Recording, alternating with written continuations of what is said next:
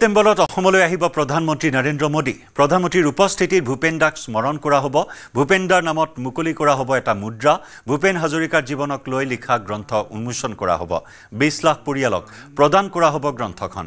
জন্ম শতবাৰ্ষিকী সামৰণি অনুষ্ঠানত উপস্থিত থাকিব ৰাষ্ট্ৰপতিও। ৰাজ্যে ভূপেন দাৰ শতবাৰ্ষিকী পালন কৰক, এই আহ্বান মুখ্যমন্ত্ৰীৰ।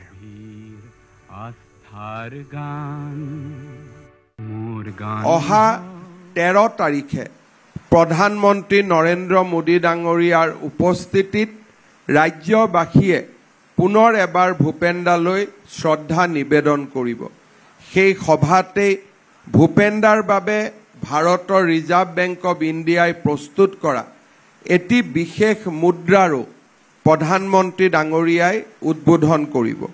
ভূপেন হাজৰিকা ডাঙৰীয়াৰ বিষয়ে সুন্দৰভাৱে লিখা এখন গ্ৰন্থ সিদিনাখন প্ৰধানমন্ত্ৰী ডাঙৰীয়াই উদ্বোধন কৰিব, যিখন গ্ৰন্থ ভাৰতৰ সকলো ভাষাতে অনুদিত হ'ব আৰু ভাৰতৰ প্ৰত্যেকখন মহাবিদ্যালয় আৰু বিশ্ববিদ্যালয় গ্ৰন্থগাৰক শুৱনি কৰিব। অসমৰ 20 লাখ পৰিয়াললৈ কিতাপৰ বৰ্ষৰ লগত সংগতি ৰাখি সেই গ্ৰন্থখনি আমি বিতৰণ কৰিম।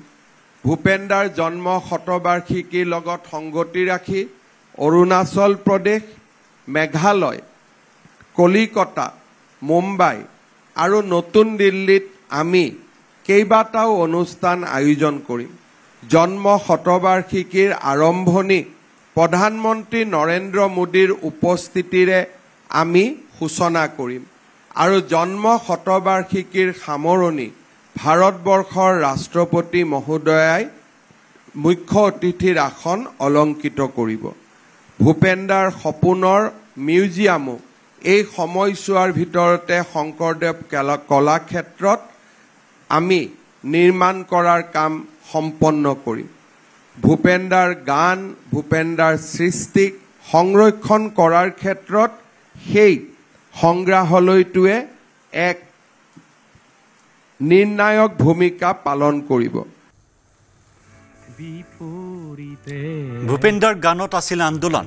বিহু কমিটিয়ে এটা সন্ধিয়া ভূপেন দাৰ নামত উৎসৰ্গা কৰক। ৰাইজেও ভূপেন দাৰ শতবাৰ্ষিকী পালন কৰক, এই আহ্বান মুখ্যমন্ত্ৰী ডক্টৰ হিমন্ত বিশ্ব শৰ্মাৰ। আজি ভূপেন হাজৰিকাৰ শতবৰ্ষীয় এই অনুষ্ঠানতে সমাধি ক্ষেত্ৰত নতুন নাম ৰখা হ'ল ভূপেন হাজৰিকা সমন্বয় তীৰ্থ।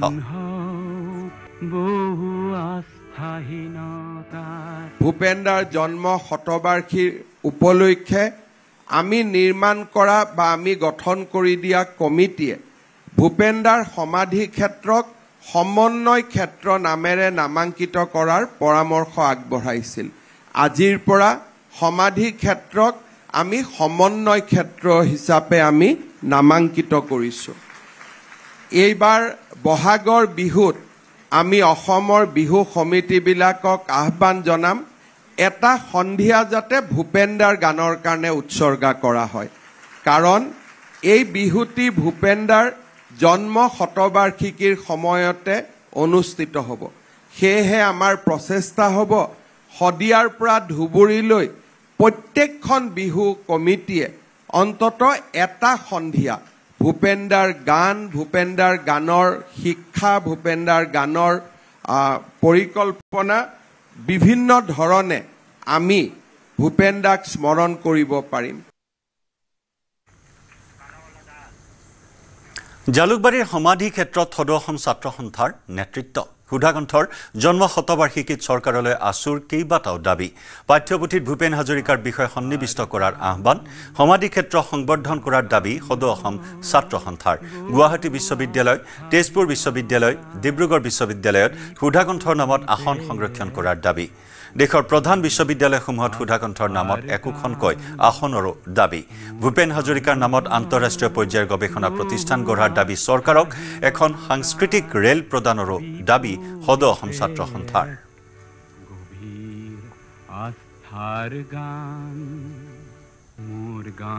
এই বৰ্ষটোত কেইবাটাও কাম স্থায়ীভাৱে কৰাৰ প্ৰয়োজন আহি পৰিছে। সেইকেইটা কথা আজি পুনৰ অসম চৰকাৰৰ প্ৰতি আমি আগবঢ়াব খুজিছোঁ দাবী আৰু আহ্বান হিচাপে।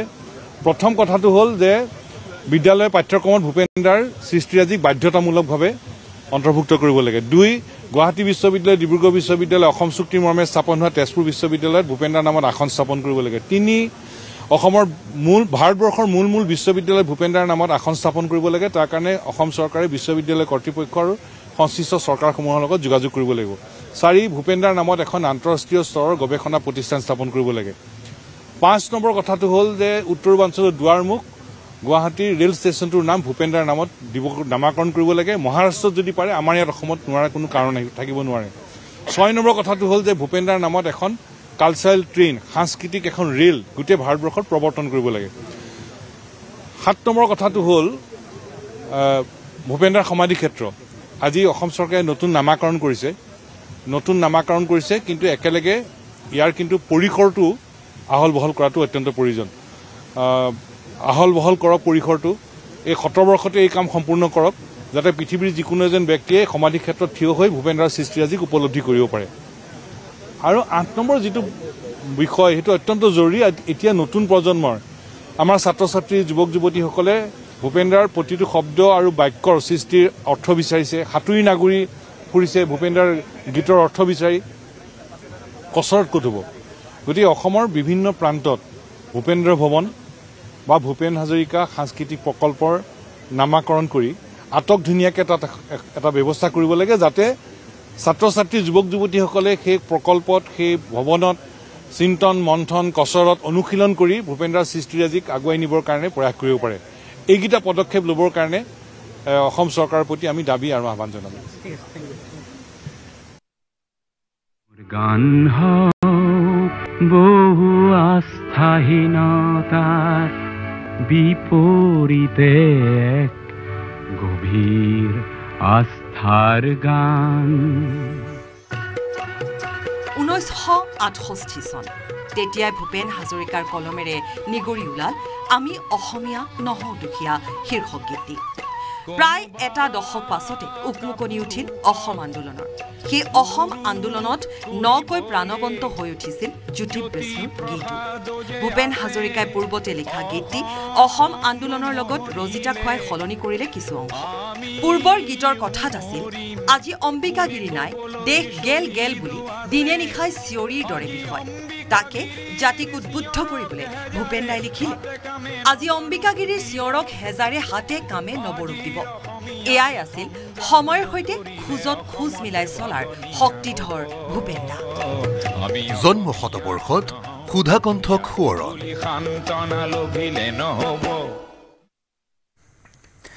আৰু জন্ম শতবাৰ্ষিকীত ভূপেন হাজৰিকাক প্ৰধানমন্ত্ৰীৰ স্মৰণ। সুধাকণ্ঠক শ্ৰদ্ধাঞ্জলি জনাই প্ৰধানমন্ত্ৰী নৰেন্দ্ৰ মোদীয়ে সামাজিক মাধ্যমত প্ৰধানমন্ত্ৰীৰ এটা বিশেষ প্ৰবন্ধ প্ৰকাশ। সুধাকণ্ঠৰ জীৱন আৰু সংগীতে কিদৰে লাখ লাখ লোকক অনুপ্ৰাণিত কৰিছে সেই বিষয়ে ভাৱ ব্যক্ত কৰিছে প্ৰধানমন্ত্ৰী মোদীয়ে। 8 ছেপ্টেম্বৰৰ দিনটো ভাৰতীয় সংস্কৃতি আৰু সংগীতৰ প্ৰতি অনুৰাগী সকলো লোকৰ বাবে এক অতি বিশেষ দিন বুলি অভিহিত কৰে প্ৰধানমন্ত্ৰীয়ে।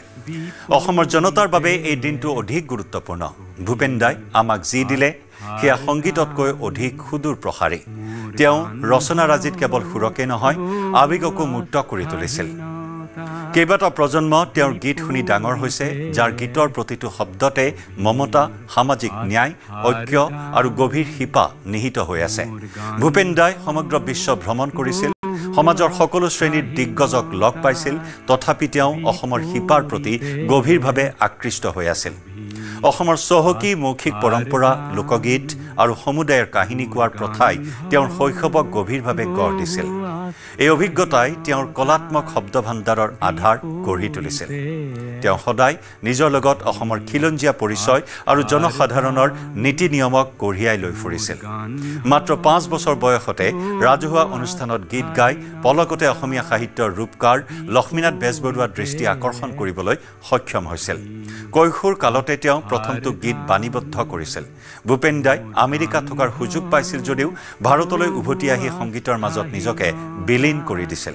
ৰেডিঅ'ৰ পৰা থিয়েটাৰ, চলচ্চিত্ৰৰ পৰা শিক্ষামূলক তথ্যচিত্ৰলৈকে এই সকলো মাধ্যমতে তেওঁ পাকৈত আছিল। তেওঁ যি ঠাইলৈকে গৈছিল তাতেই যুৱ প্ৰতিভাক উৎসাহিত কৰাত গুৰুত্ব দিছিল। ভূপেন হাজৰিকাৰ জীৱন যাত্ৰাত এক ভাৰত শ্ৰেষ্ঠ ভাৰতৰ মনোভাৱৰ এক শক্তিশালী দিশ পৰিস্ফুট হৈছিল। ভাৰতৰ অন্যতম উল্লেখযোগ্য আন্তঃগাঁথনি প্ৰকল্প ধলা শদিয়া সংযোগী দলংখনে ভূপেন হাজৰিকাৰ নাম বহন কৰাটো অতি উপযুক্ত হৈছে। তেওঁৰ গীতসমূহে যিদৰে অঞ্চলসমূহৰ হৃদয়ক সংযোগ কৰে, এই দলংখনে ভূমি আৰু মানুহক সংযোগ কৰে বুলি প্ৰবন্ধটোত প্ৰকাশ কৰে প্ৰধানমন্ত্ৰী মোদীয়ে।